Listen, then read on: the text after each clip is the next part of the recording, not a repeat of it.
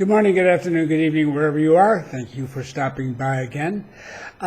This is a message a number of you have been waiting for, and I was reminded of it again this morning when I got a note from out west in the country, hi Mark, that this was something, of course, I was going to address. I just am not terribly concerned about it as many people are, and I want to explain exactly why. You need to have some sense of the nation, and you can't always trust what you hear. Okay, what was asked today was, we have not heard you address the elephant in the room. It's shrinking. That, of course, are the protests that do not seem to be lessening. They're lessening now. The older locals, this is the sentence that gets me, the older locals and long-term real estate entities are clear that they have not seen these types of protests in 30 years. Baloney, and worse. All sorts of foul language comes to mind. That is such nonsense. And it's irresponsible. As far as I'm concerned, it's irresponsible to act that way and pretend that you've been around and know anything about what has gone on over the last 30 years. The current moment, for those of you who are not clear exactly what's going on, is that out in the western part of the country, particularly, farmers there were upset about, and truckers, people bringing the food produce into the metropolitan market, were upset at the very high price of gasoline, which is true in countries all over the world. And certain types of service in the country were getting subsidized gasoline, but not everybody. We're very conscious of debt here, so this is one of the things that's always a problem, as everybody wants everything, so sometimes you can't afford it. In any event, these people said, in our case, we can't make it. We cannot ship, pull all this, bring all this food into the market and have to pay these going rates for gasoline. No, all right, that's a fair point. And others also got involved too. And long story short, is that groups of people who felt that they also deserved to have subsidized gasoline and also other cost of living alterations or changes made so that the cost of living was not so heavy on the shoulders of the people and so forth, gathered together and they blocked the Pan American Highway. And this, so that food couldn't get through to this central area here. Some people did, sometimes they let some people through and so forth and what have you, but basically, no. So the idea is that we'll starve them out, so to speak. They won't get their food, and then we'll have made our point, and then we will get something done and so forth. I have no objection to this. This is nothing new. Guys, what you're looking at is choreography. This is Panama, it's democracy. This happens to be a big example of it as compared to what are mostly small examples. But what happens in Panama is that you stop the traffic. And then literally, that's it. I mean, it might be a small town somewhere whose water pump isn't working and hasn't been fixed, and the government's supposed to have done that, and they haven't done it. And so the villagers get fed up with that, and they go out and they block the Pan American Highway, if it happens to be handy, or whatever road is handy, and stop traffic. The police come out. They know what's going on quickly, and they say, all right, you can do this for a while. They have the right to protest. They're not going to be shot or pulled out to jail or anything like that. It's not how it's done. There's a way it's done. So usually the people say, we're not going to leave. We're not going to unblock this highway until somebody from the government comes and talks to us and tells us that they're going to do something about this, and we can get a real answer from them. And so the police take that message back. They call it into the government headquarters, wherever level we're dealing at, the district level, the corregimiento, or whatever it is we're talking about. And they pass the message on. They say, we'll get back to you. They go back. They say they're going to get back to us. Fine. We're not moving until such time as we hear that they're coming and we're going to see them and so on.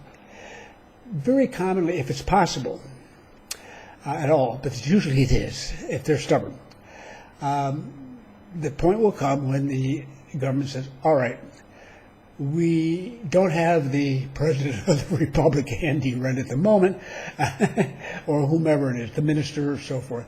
But we will send such and such a representative of the government who will sit and talk to them, and we will establish a plan of action to deal with the situation. You tell them that. And they said, fine, where is he? All right, so they wait. The government person, and they break, and they go off to talk. Traffic flows again, and meantime they're conversing, and what generally speaking happens is that I can't make the decision for you, says government official, because I don't have that authority. But we will have agreed we're going to have a meeting at 10 a.m. on Thursday at the municipal headquarters or whatever it may be. We want you to join. You have representatives come, and we can sit down and we can make a plan of action to do something about this because we are concerned. And they say, okay, 10 a.m. on Thursday, and so on. They say, okay, we're meeting, and so on. That's it. This is so very common. This is how people get attention. And it was nice in one sense because the American embassy, which tends to get very excited about anything like this happening and say to people, oh, be careful, be careful. I don't bother with their messages. They mean well, but they're just covering themselves in case something awful happens, and nothing awful happens. But anyhow, on one of the Facebook pages, one of the people wrote, the message from the U.S. Embassy a few days ago said, quote, protests and road blockages are a part of life in Panama, unquote. Well said. And as they added, it's the only way the little people get heard. Yeah, precisely. We know that. It's a system. It's not. It isn't something you just dream up suddenly one day. Let's block the road. This is how it's done. It's done that way in the city, even in upper scale, upper income neighborhoods. If they're angry, they're frustrated, something's not being taken care of, they'll do the same thing. And we'll go through the same thing. And it's all worked out, so to speak, and that everybody knows their role. And in this instance, this was major demonstrations, major blockages, really tough ones, against any food being brought in by truck to the metro area. Now, the idea that this has not happened, in 30 years they've never seen anything like this. I just want to take these people and shake them. Who the hell are they? 11 years ago, right out there in basically the same area, many of the same people on a different subject matter were protesting what they were very much opposed to. And that was plans to, or the desire to build a copper mine. Now, we have one on the Atlantic coast. This is another one in an area called Cerro Colorado. Cerro, C-E-R-R-O, is Spanish for hill. Or it can mean a mountainous area. We use it that way here. Colorado is like the state of Colorado. And it's also a shade of red, by the way, in Spanish. But Cerro Colorado, just ask them, and just call it Cerro Colorado, if you want to, they'll figure it out. In 2011. What about that? Well, I'll tell you what happened there. We had 4 days of the thing locked down, and the same groups, the local indigenous people, Nobe Bugle, also pronounced, in Spanish they say Nobe, they blocked traffic along with others in the community who were upset by the idea of a copper mine being dug there. And the country was sort of divided about this. This is what happens. Everybody's aware of it. Everybody sees this. We see both sides making their case. Yeah. And at some point in time, the people begin to think, this side is the right one. That or the agreement they've offered, what they've offered is enough, and this is good, and so on. And that's generally speaking how it's going to work out. Okay, in this particular instance, though, this was very surprising. It was totally shocking to people, even much more so than this last one, to tell you the truth. And I didn't know at the time exactly how it was going to go, because there was interest in, there's a lot of money that can be brought in by the mine, and two, there's a lot of environmental damage it can do, and 3, it's the indigenous people, it's their land, and even though the mineral wealth underground is owned by the people of the nation and so forth, is that they have to be taken into consideration too, and so forth, and whatever. All right? And then, as misfortune would have it, some of the younger men from the Ngabe, they got into, I don't know what, I don't even remember the details, some sort of shoving and pushing or whatever with the police who were trying to get them out of the road. They were trying to break it up and everything else. And when all was said and done, 2 young men were dead. Fired by gunshots. Police. I believe a 3rd one died a little later on. I think he was somehow connected with that. I just remember those 2. That was such a shock that this country just shook from one end to the other. And it was over. It was over. I knew it was over. The moment I heard this, it's the government's finished. There's not going to be a copper mine there. Nope, you can't control your police force. You allowed that to happen. This is not Panama of the 20th century. We aren't going to tolerate this. This is not the first time I've heard this from people here. Whenever the police lose their control, there's a very powerful reaction to that. They remember. And that was it. And the president was shortly thereafter, who was really invested in this, was out there saying it's over. We're not going to do it.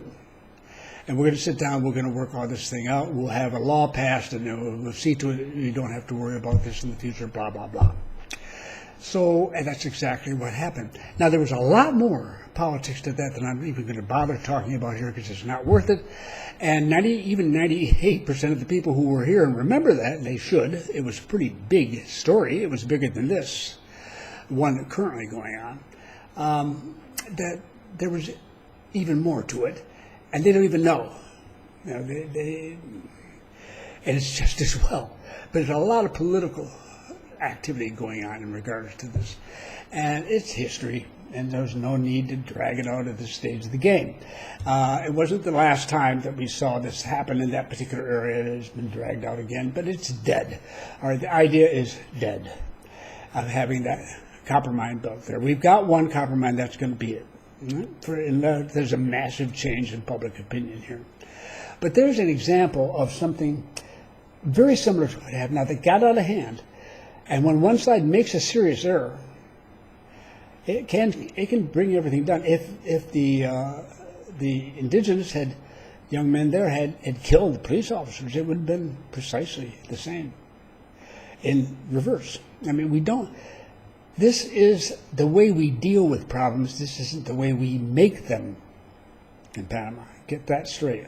As this is just on a very big scale, and people get very, very, very emotional about the whole thing. So as I watch this developing, and I hear from people asking about it, and I wake up this morning ready to explain to you how what's probably going to happen is all through it, the last few days, they've been discussing this behind the scenes. They've been talking about it. We're a family, for God's sake. So everyone's talking. They're sharing a lot more than they're ever going to pretend that they are publicly, of course.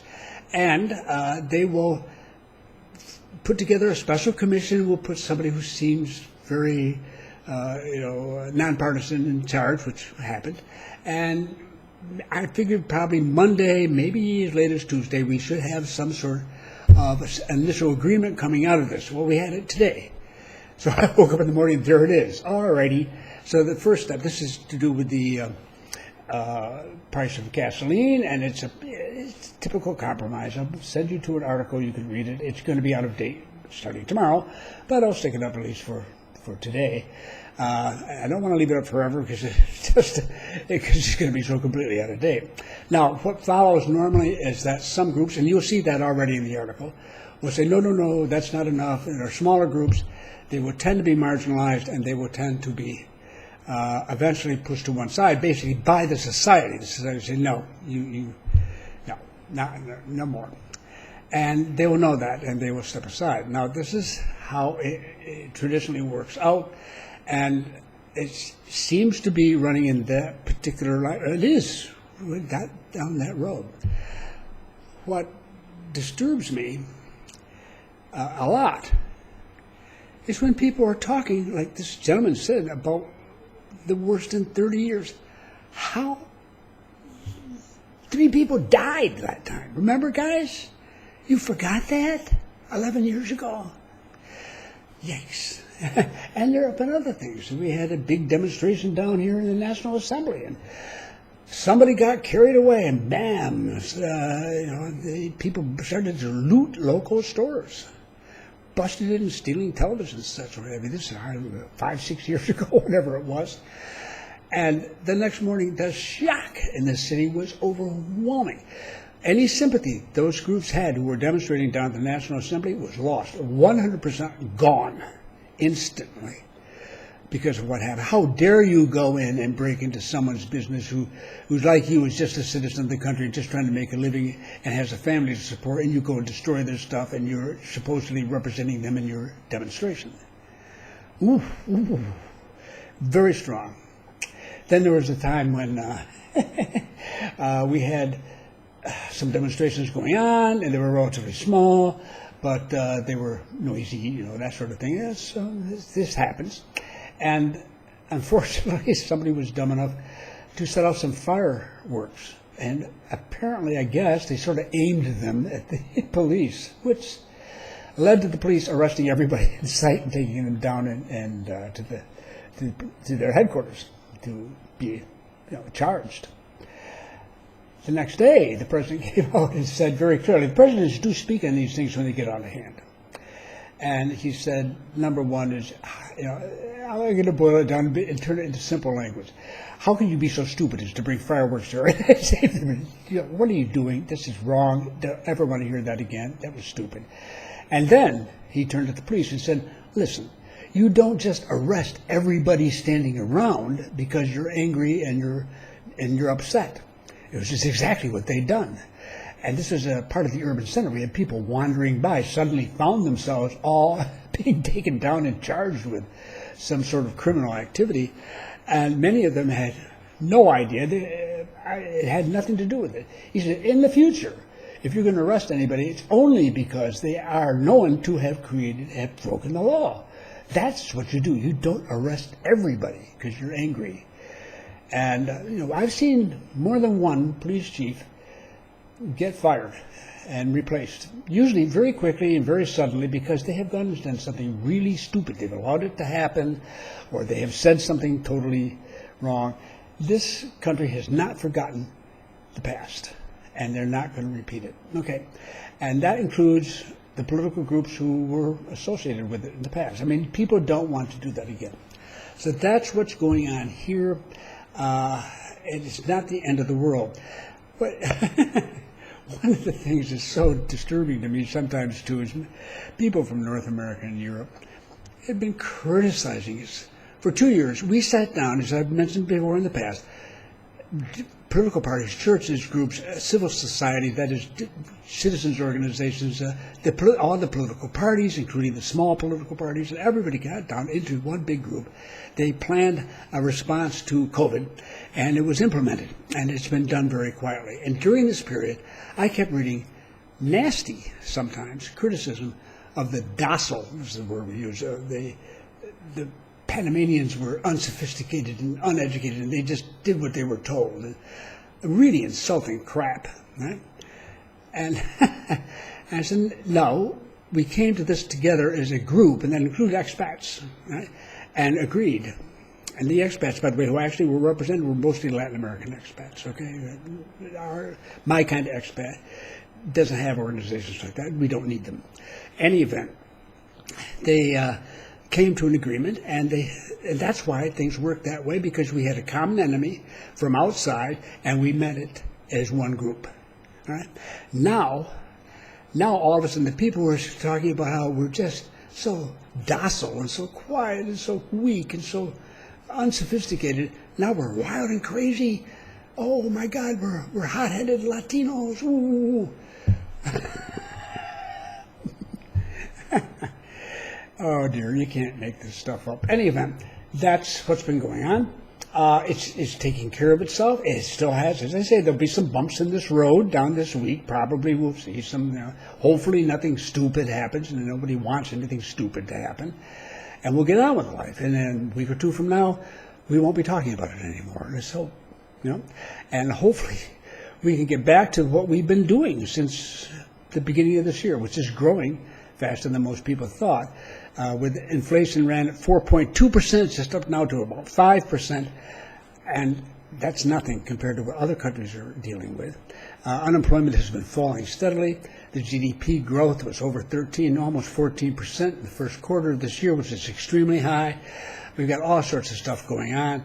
And, of course, we have politics. So when you read about these stories and things that are going on, keep in mind that you're also reading the politics of the publication, and it's okay. They have their viewpoint, but you may not know what it is. So the best thing to do is to read more than one. For the moment, though, I wanted to cover this and let you know, and I think you need not worry. And the gentleman who wrote me this morning said they were thinking of coming down. Could they, as if to suggest that they didn't want to fly in if there was like mass hysteria in a city. There isn't, and there wasn't. And I mean, we're such a boring country. We finally had something interesting happen. The televisions were all over it. You'd think, I didn't see anything here. I went down in the midst of they kept moving. And they'd march down the street and around the corner and up another street, and traffic would follow. It's not, maybe out on the Pan American further west. The real disruption here, in the final analysis, it had not been stopped, would have been for the farmers in the West, whose food would rot and not ever get here and get sold. That had to be taken into account too. A lot of things people were aware of it. We all do. They're coming to it. They're getting it taken care of. This is the way it's done here. Don't worry about it. Be thankful that this is the way we do it. Be thankful you're not in Quito in Ecuador. A number of other places in this area which have gone through, Lima. I mean, just awful political, economic, social situations. And be thankful. I am, that I'm right here and talking to you today. So that's it. Just wanted to bring you up to date when I felt on it, and I'll leave for at least a couple of days here that one article just for people who come in immediately and they want to read something on the subject and of this agreement. But I will not try to follow the day-to-day movement of these issues up and down and what have you, because we're going to have so many that will come between now and May of 2024. And we'll finally have the elections. Maybe sooner rather than later, but no, we'll have them on schedule. So thank you very much for stopping by today. Don't worry about us. We're just fine. If you get a chance to come here, as I was speaking with one lady from, actually several people over the last couple of weeks from different countries, speaking to as many South Americans as I am North Americans these days. Don't worry. We're fine. You'll get along just fine here. You have nothing to worry about. So have a wonderful week, and I'll talk to you next time.